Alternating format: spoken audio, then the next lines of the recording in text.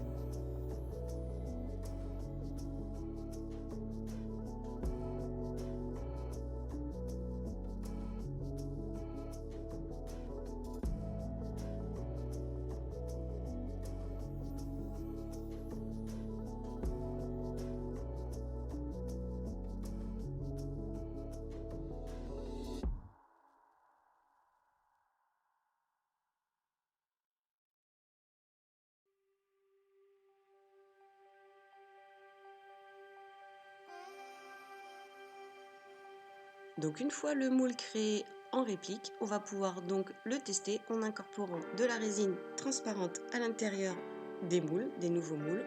Et puis comme ça vous pourrez voir donc la réplique. Donc le silicone de moulage réplique parfaitement toute la brillance et la transparence des cristaux, puisque l'intérieur du moule va être brillant.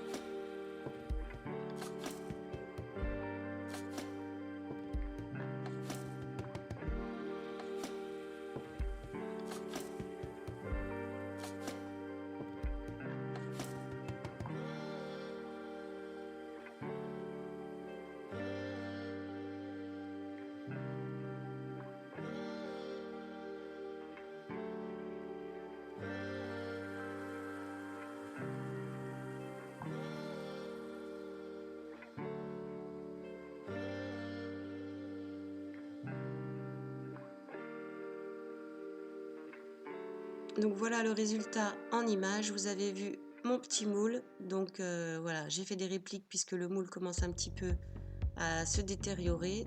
Donc j'ai créé un nouveau moule avec cette fois-ci 3 bases différentes de la première. Et vous allez pouvoir voir le résultat. Donc vous voyez, le silicone vient vraiment rentrer dans tous les petits détails des cristaux.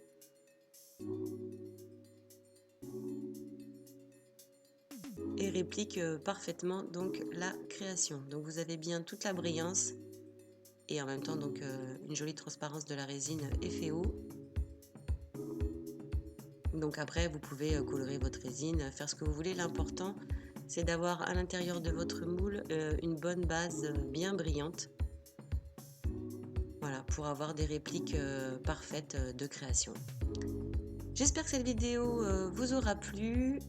Voilà, donc pensez aussi à faire les répliques de vos moules, hein, ça évite aussi d'en racheter et puis vous pouvez en créer d'autres. Voilà, avec plusieurs moules de cristaux, on avance aussi, ça permet de faire plus de création. Et je vous montrerai donc dans la prochaine vidéo sur le liquid mold comment répliquer des moules en pâte polymère aussi qui deviennent défectueux au bout d'un moment. Enfin moi je les ai achetés défectueux donc c'était un peu un autre cas. Mais vous verrez cela dans une prochaine vidéo sur la chaîne.